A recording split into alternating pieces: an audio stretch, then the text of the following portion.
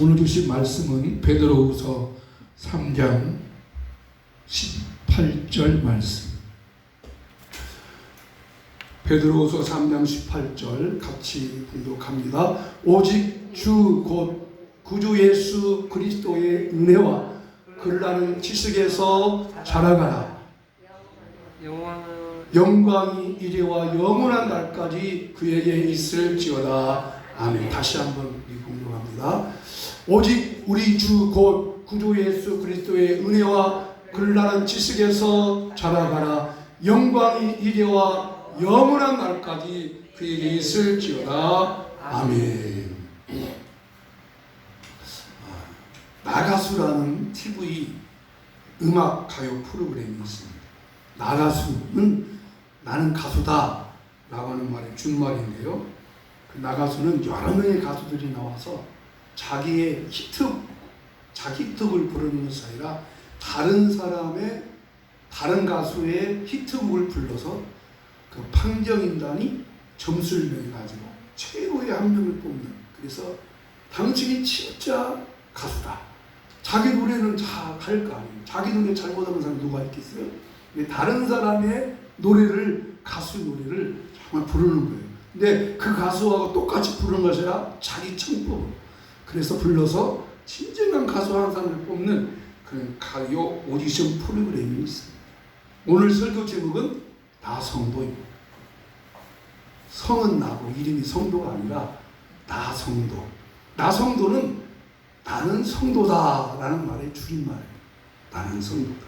한번 같이 합시다. 나는 성도다. 나는 성도다. 네. 나가수는 그 노래를 통해서 가장 실력자를 뽑는 것이 나가수지만 성도는 어떻게 뽑아야 최고의 성도가 될 수 있을까요? 어떻게 하면 자신을 최고의 성도라고 말할 수 있을까요? 예수님에게 12명의 제자들이 있었죠. 근데 어느 대학에서 그걸 연구했대요. 직업 연구 전문 대학에서 예수님의 12제자를 이력서를 받아가지고 그 이력서를 분석해가지고 만약 이들이 요즘 말하는 요즘의 대기업, 좀 대기업 있잖아요. 이 기업에 입사원 쓰려면 그 제자들이 과연 몇 명이나 합격을 할 수 있을까? 이력서를 보고 또 시험도 치르고 면담한다면 몇 명이나 할 수 있을까 연구했더니 결과는 11명은 불합격이고 1명만 합격이라고 통지서를 했다고 합니다. 왜 그러냐면 그 이후의 결과는 이렇게 나와요. 귀하가 요청한 12명의 사람들의 내용을 분석한 결과 12명 모두 다 전반적으로 학력이 낮고 단체 생활할 만한 능력이 전혀 없습니다. 서로 협력할 줄 모르고 만나기만 하면 싸울 가능성이 많습니다. 경영 능력이 전혀 떨어집니다. 시몬 베드로는 성격이 너무 과격해서 자기 독단적이고 자만심이 너무 강합니다. 안드레는 한마디로 무능력합니다. 다른 사람을 지도할 만한 자격이 전혀 없습니다. 야고보와 요한은 회사의 이익을 제쳐놓고 자기 이익만 챙기기에 급할 사람들입니다. 도마는 의심이 매우 많고 일을 추진할 능력이 전혀 없습니다. 성격이 너무 소심합니다. 마태는 세리 출신이지만 회계의 능력은 있지만 그 사람도 역시 자기 이익을 챙길 사람입니다. 빌립은 숫자에서는 정확히 하고 정확한 판단 능력을 있지만 단 하나 신뢰가 가지 않습니다. 야고보는 너무나 진보적인 사람이어서 직장에서 선동할 가능성이 많은 진보자. 그러나 단 한 사람을 추천합니다. 그 사람은 가룟 유다입니다.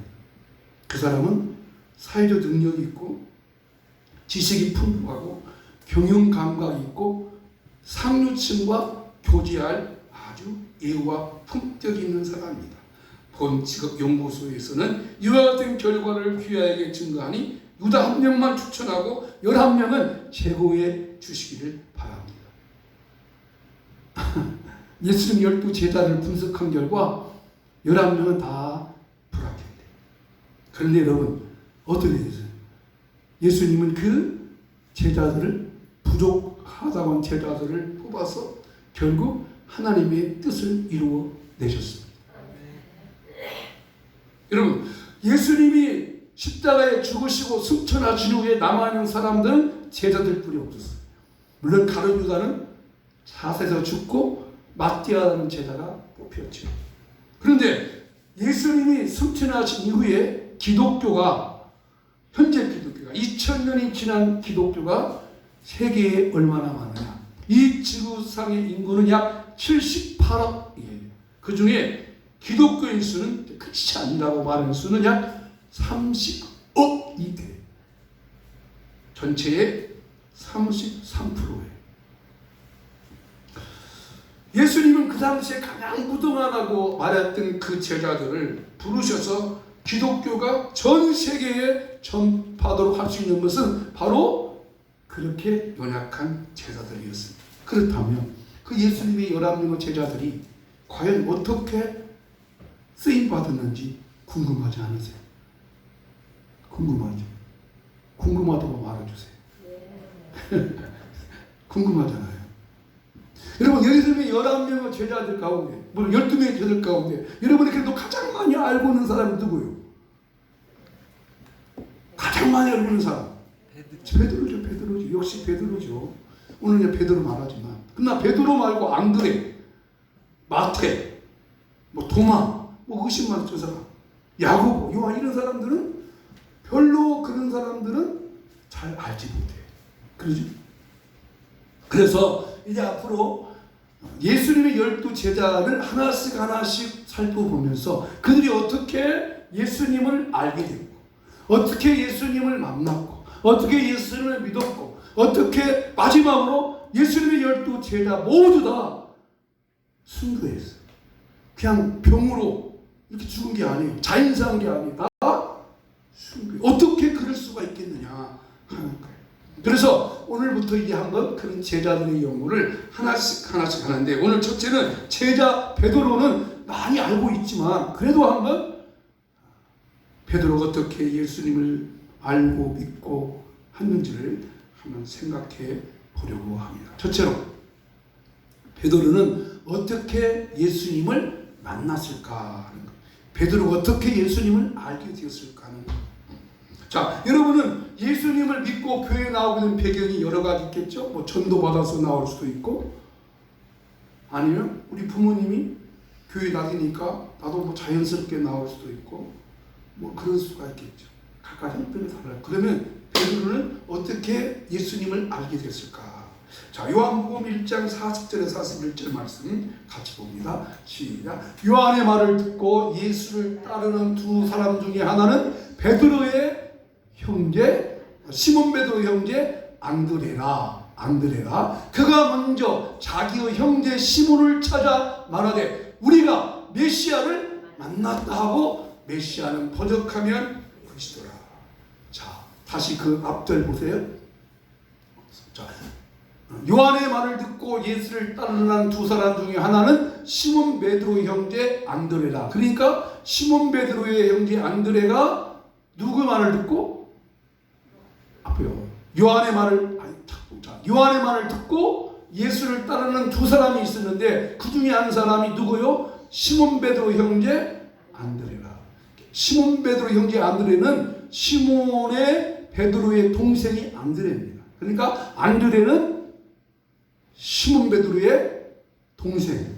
이게 베드로의 형이고 베드로의 동생이 안드레인데, 그 안드레가 누구의 말을 들었어요? 요한의 말을 들었대요. 요한 말을 듣고 예수를 따랐다는 거예요. 여기 요한은 누구냐면 세례 요한. 세례 요한 아시죠? 예수 6개월 만에 태어난 세례 요한. 세례의 어머니는 사가라.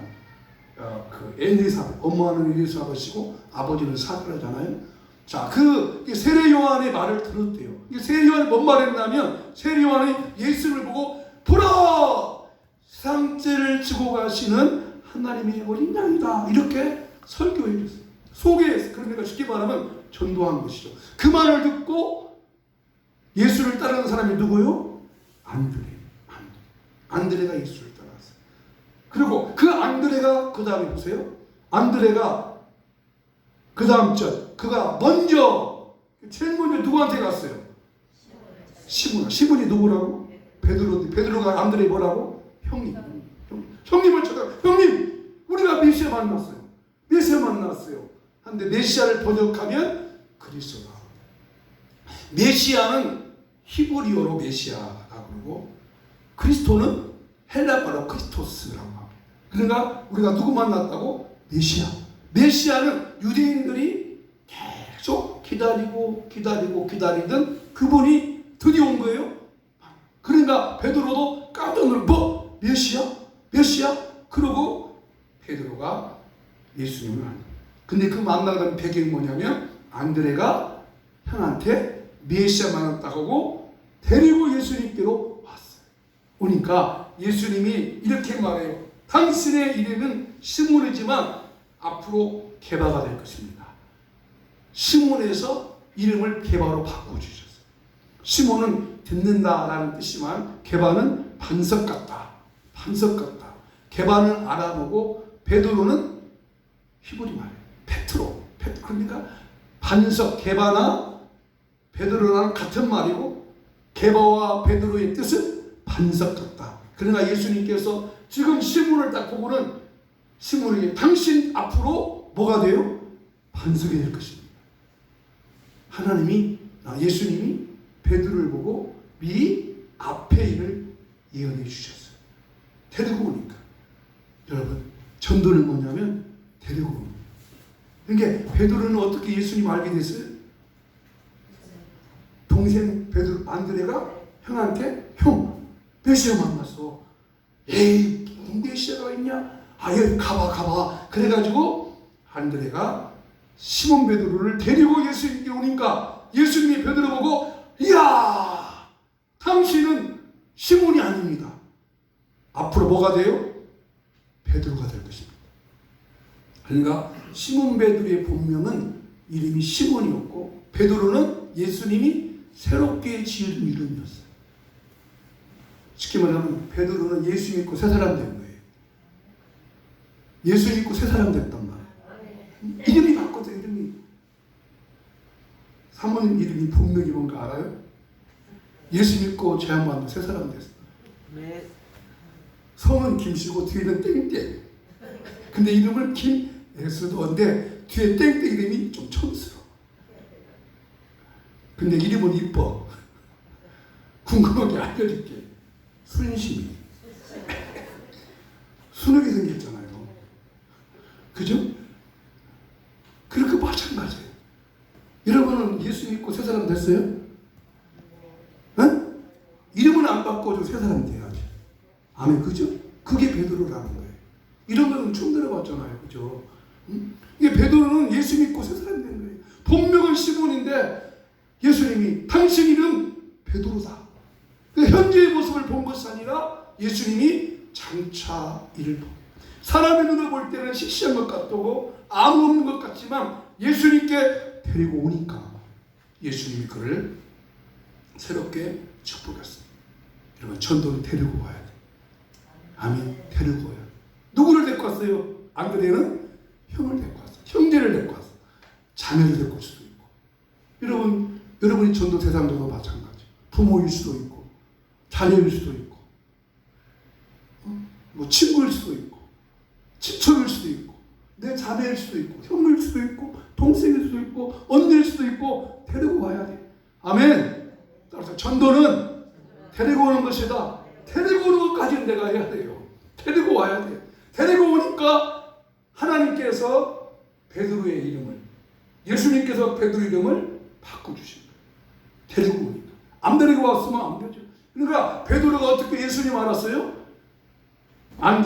동생 안드레가 전도했다는 것이죠. 형 메시아 만났어. 이 말을 메시아 만났다고 해서 정말 나보니까 예수님이 축복하셨어요. 두 번째, 베드로는 어떻게 예수님을 믿었을까요? 예수님께 다 왔다고 예수님 믿은 게 아니었어요. 여러분 전도에서 데리고 온다고 다 예수님 믿고 영접해요? 아니에요. 베드로는 마찬가지. 우리도 한 성도를 데리고 왔어. 근데 그 성도가 정말 예수님이 내 예수님이라고 나의 예수님이라고 하기까지는 기간이 있었잖아요. 근데 베드로도 마찬가지였어요. 안드레의 동생을 통해서 예수님 만났지만은 그 예수님이 정말 예수님이라고 하는 것을 알지 못했는데 그 예수님을 정말 예수님이라고 깨달아 알 수 있는 엄청난 사건 하나가 있었어요. 베드로는 동생 안드레와 함께 고기 잡는 어부였습니다. 재미삼아서 고기 잡는 게 아니고 취미생활. 여기 한이 아빠도 말 들어보니까 고기 잡는 걸 상당히 취미생활 한다고 가만히 보니까 고기 잡으러 잘 간대. 낚시, 우리나라 낚시가 굉장히 많거든요. 낚시 텔레비전까지 있잖아요. 그것이 참 재밌는 거예요. 근데 베드로는 취미로 낚시하는 것이 아니라 그게 어부 직업이었어요. 근데 어느 날 베드로가 하루 종일 고기 잡는데 고기가 전혀 잡히지 않았어요. 이상한 거예요. 이런 날이 없었는데요. 그래서 밤이 새도록 고기를 잡아도 세상에 한 마리 고기를 잡을 수 없어요. 그래서 새벽까지 고기를 잡다가 어쩔 수 없어서 이제 철수하는 그때에 한 사람이 바닷가에 찾아온 거예요. 물론 그건 예수님이지만 그분이 이렇게 말해요. 고기 좀 잡았습니까? 고기 좀 잡았습니까? 그랬더니 아니요. 밤새도록 고기 잡았지만 이상하게 오늘은 한 마리도 잡지 못했습니다. 그러면 거기서 끝내야 되는데 이 예수님이 베드로에게 그럽니다. 깊은 곳에 가서 그물 한 대를 보시오. 여러분 이 말은 그냥 단순한 말이 아니고 베드로 같으면 이런 말을 해야 돼요. 여보시오, 당신이 지금 뭘 안다가 그러시오. 당신 옷차림새를 보니까 고기 한번 잡아오지 못한 사람 같은데 나는 여기에서 고기 잡는 전문가요. 당신이 뭐 한다고 이리저리 하시오. 가보시오. 라고 해야 옳은데 이상하게 그날따라 시몬의 마음속에 어떤 강력한 중압감을 느끼는 거예요. 그래요? 한번 해볼까? 여러분 그 광경을 생각해 보세요. 자, 밤새도록 고기 잡았어요. 근데 한 마리 못 잡았어요. 정말 뭐라도 잡아야 할 강렬토인데 좀 피곤해서 막 그런데 깊은 데 가서 그물을 내려보세요. 라고 그 말을 들을 때 베드로의 마음속에 뭔가 하고 싶은 그런 충동을 느꼈다는 거예요. 그래서 베드로가 깊은 데 그물을 던지니까 결과가 어떻게 됐죠? 어떻게 됐죠?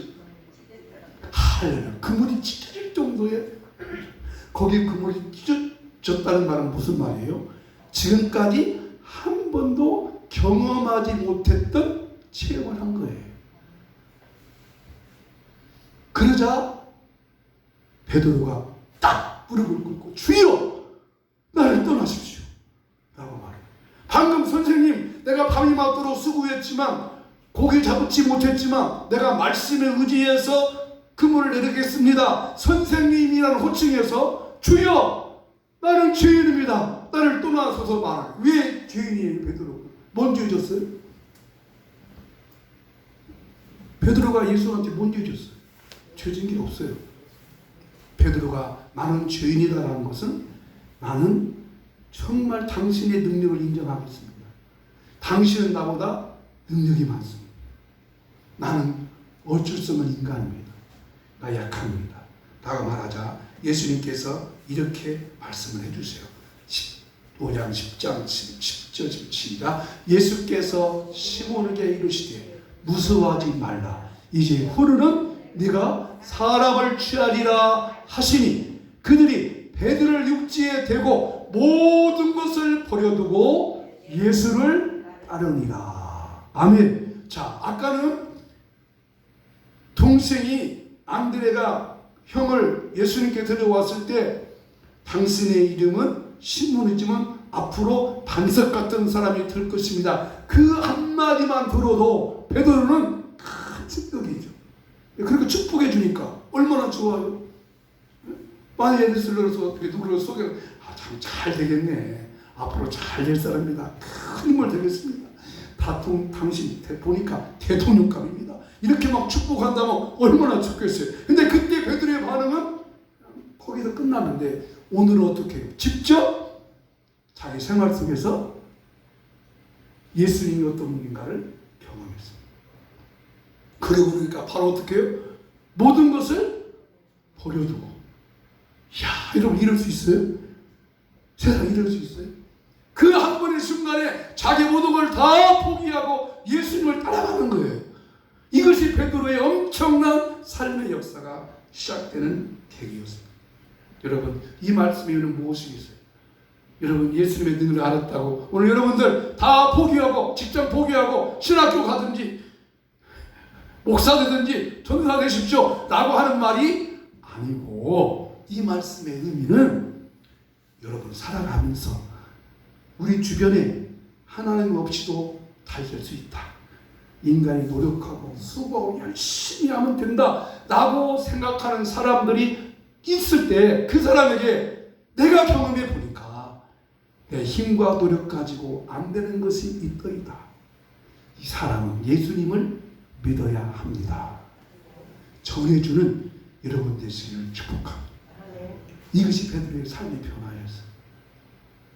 여러분, 우리가 힘과 노력 가지고 할 수 있다는 사람이 얼마나 많아요. 내 노력과 내 힘과 내가 열심히만 하면 성공할 수 있다라고 하지만 아닙니다. 내 경우를 보니까 아무리 인간이 열심히 해도 하나님이 도와주지 아니하면, 우리 주님이 도와주지 아니하면 할 수 없다고 하는 것을 내가 경험했습니다. 이것을 전해주고 이 말씀을 여러분 마음 가운데 새기시기를 주님으로 축복합니다. 아멘. 세 번째, 베드로는 이제 예수님을 따라갑니다.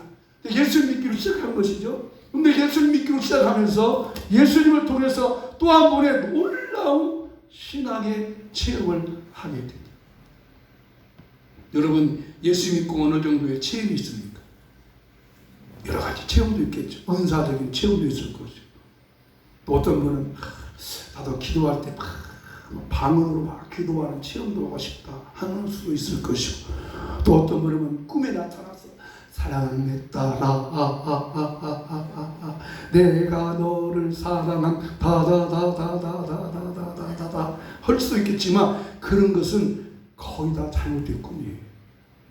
그런 거 생각하면 안 돼. 정말 채우면 내 신앙의 삶 속에서 정말 예수님이 나의 구주시구나, 정말 예수님이 내 삶의 능력자구나를 체험해야 돼. 그 체험이 베드로가 한 게 있어요. 지지난주 설교했던 말씀인데, 여러분, 이 세상에서 바다를 육지처럼 걸어본 사람이 누구예요? 베드로였어요. 자, 바다를 육지가지고 걸어. 배경은 아니까 오늘 말씀하면 배경은 알잖아요. 바다를 육지처럼 걸어본 사람. 풍랑이 있어서 막 제자들이 고생할 때 예수님께서 바다 위를 걸어오니까 제자들이 유령이다 라고 하는 예수님이 나다, 두려워하지 말라라고 하면 그냥 예수님 어서 오세요. 아이고 죽었다 살아났네. 죽어서 살아나게 끝내야 되는데 베드로는 전혀 다른 걸 보였죠. 뭐 주님이시라고요? 예수님이라고요? 그러면 나도 예수님처럼 걷게 해주세요. 이야, 여러분, 사람이 바다 위로 걸는다고 하니 가능해요? 이런 생각이 어떻게 왔을까요? 베드로가 이런 생각이 어떻게 왔어? 나도 한번 물 위로 걸어가고 싶다는 생각이 어디서 왔을까요? 이런 믿음을 가지셔야 돼요. 어떤 믿음이겠어요? 베드로에게는 만약에 바다 위로 걸어오는 분이 예수님이라면 나도 바다를 걸어서 갈 수 있겠다. 야, 이거 놀라운 생각 아니에요? 만약 예수님이 바다 위로 걸어오신 분이라면 나도 바다를 걸어서 갈 수 있겠다. 만약 예수님이 정말 애를 위해서, 나를 위해서, 나 같은 죄를 위해서 십자가에 별로 죽으신 그분이라면 현재 내 삶의 모든 문제도 그분이 해결할 줄로 믿습니다. 이런 믿음을 베드로가 가졌다는 것이죠. 그때 예수님께서 베드로에게 이렇게 말씀하셨어요. 29절 시작. 오라 하시니 베드로가 배에서 내려 물 위로 걸어서 예수께로 가되 오라 하니까 베드로가 어떻게 했어요? 물 위로 헤엄쳐서 갔어요? 빠져갔어요? 걸어 들어갔어요. 아멘. 아멘.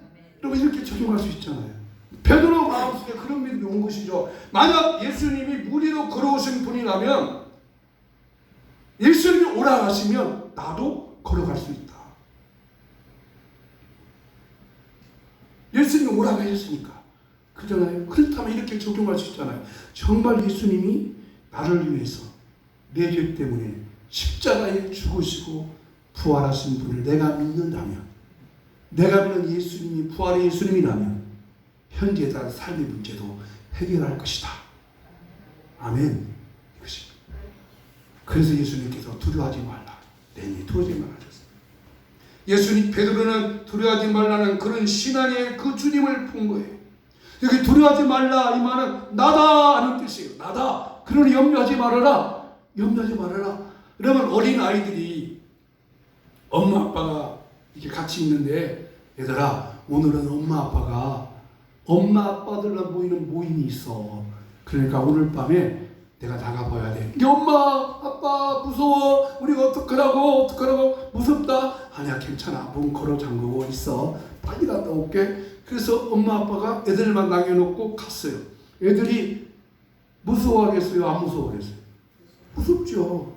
근데 갑자기 어느 정도 1시간쯤 되니까 버스락 소리가 나는 거예요.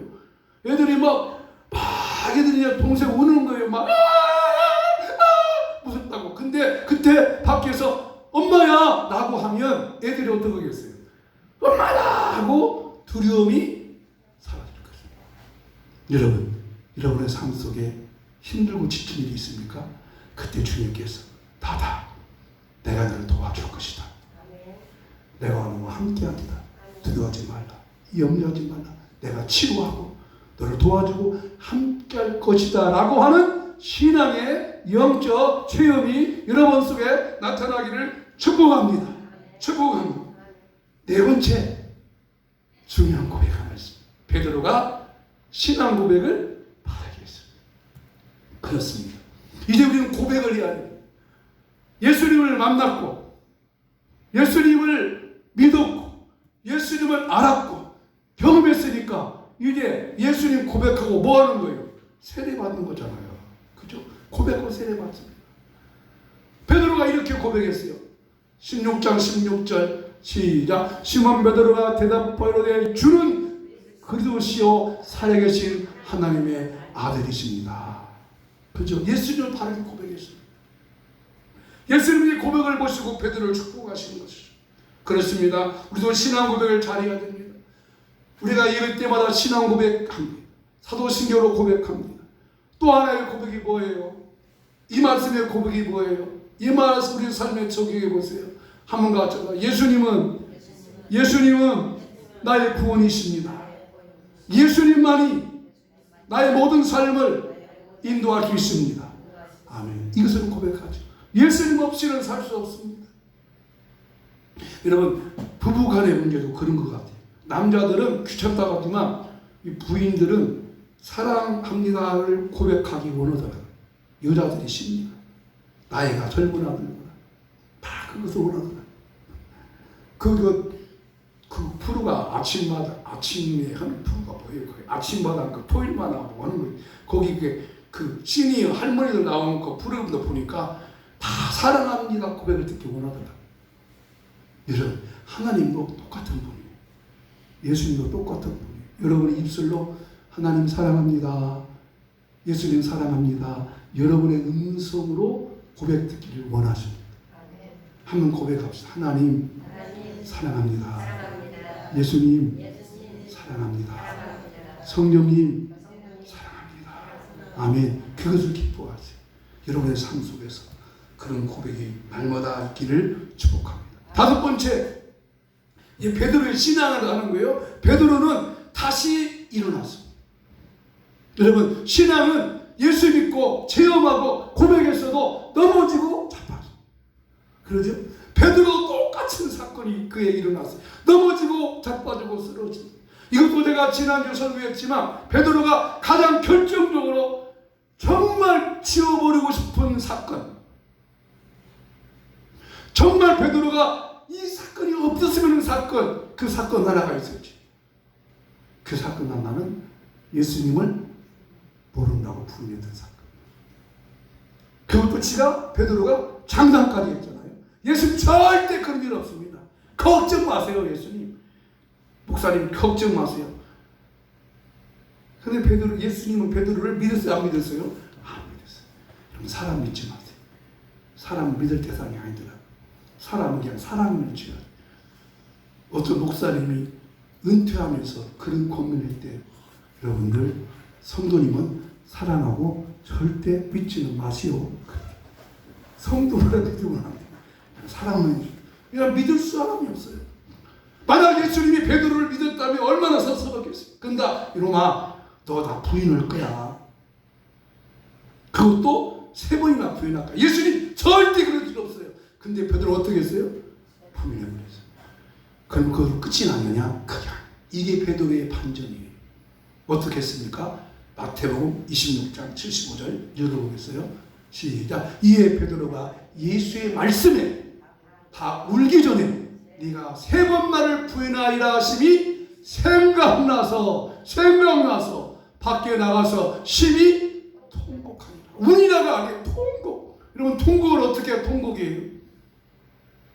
여러분, 어떤 문제 때문에 통곡했어요? 부모님이 돌아가실 때는 통곡하는 분 있더라고요. 또한 언제 통곡해요? 억울하면 막 통곡해요. 분통 터치고 막 이게 살림을 하고 때려 붙이고. 근데 진짜 통곡은 뭐예요? 회개하는 것이 통곡이에요. 뭐가 나서? 생각나. 이게 베드로의 반전. 이게 신앙의 성숙입니다. 여러분, 말씀이 생각나서 통곡하는 회개의 역사가 있기를 축복합니다. 회개의 역사. 이게 가장 큰 회개의 역사. 예수 믿으면서 통곡함이 없으면 안 된다는 것이죠. 내가 원통하고 불에서 막 방바닥 치고 통곡하는 것이 아니라 너무 억울하고 너무 답답해 통곡하는 예수님 앞에 내가 잘못해서, 내가 부족해서, 내가 연약해서 예수님 내가 잘못했습니다. 통곡하는 것입니다. 그래서 예수님은 이 통곡하는 베드로를 보시고 사랑하시는 거예요. 그래서 예수님 부활한 것을 보던 베드로가 너무나 예수님 미안해서 이렇게 하면 안다는데 다시 갈릴리 바다에 가서 또 한 번 고기를 잡는 거예요. 참 재밌는 사건. 근데 그날따라 또 고기를 잡는데 그날도 고기가 안 잡히는 거예요. 여러분, 고기가 안 잡힐 때는 뭔가 뜻이 있다고 하는 걸 아셔야 돼요. 내가 심었는데 거두지 않는다. 이상하네. 분명히 심었으니까 거두어야 되는데. 내가 분명히 지금 뭘 심었어요. 뭐 기도를 심었든지 헌금을 심었든지 했는데 뭐가 안 된다. 그럼 뭔가 하나님과의 풀이모가 있다. 베드로 똑같은 사건이잖아요. 근데 그날 밤도 한 마리 고기를 잡지 못하는데 그날 또 예수님이 또 찾아가셔서 이번에는 깊은 곳에 그물을 내리라고 하지 않으세요. 고기 잡았느냐? 못 잡았습니다. 이번에는 오른쪽에 그물을 내려라. 야, 예수님이 문제 해결의 방법이 그때마다 달라요. 그걸 아셔야 돼요. 달라요. 똑같은 방법이야. 말씀이 똑같은 말씀인데 어느 때는 깊은 데 내려 그물을 잡으라고, 어느 때는 오른쪽에 내리래. 그 말은 또 어느 때는 뭐라 하겠어요? 왼쪽에 내리라 할 때도 있겠죠? 그죠? 그러니까 그때가 다르니까 우리가 생각하는 것은 뭐예요? 하나님의 말씀을 늘 생각하는 거예요. 그래서 베드로가 고기를 잡고 예수님이 다시 사명을 주시죠. 베드로가 완전히 이제 달라지는 거예요. 그것은 뭐예요? 회개를 통해서 달라졌어요. 자, 베드로는 온전한 삶을 살았습니다. 그의 삶이 완전히 달라졌습니다. 그래서 그의 삶이 달라져서 이제 어떻게 온전한 삶을 살게 되느냐? 사도행전 4장 8절을 보겠습니다. 시작. 이에 베드로가 성령에 충만하여. 이 말이 무슨 말인가? 이제 베드로가 완전히 달라져요. 그러니까 사복음서에서 만난 베드로는 쓰러지고 넘어지고 자빠지는데 사도행전에서 만난 베드로의 모습은 완전히 달라. 놀라운 일이 벌어져요. 베드로가 성전에 기도 올라가다가 라면서부터 앉으면 된다를 고쳐줍니다.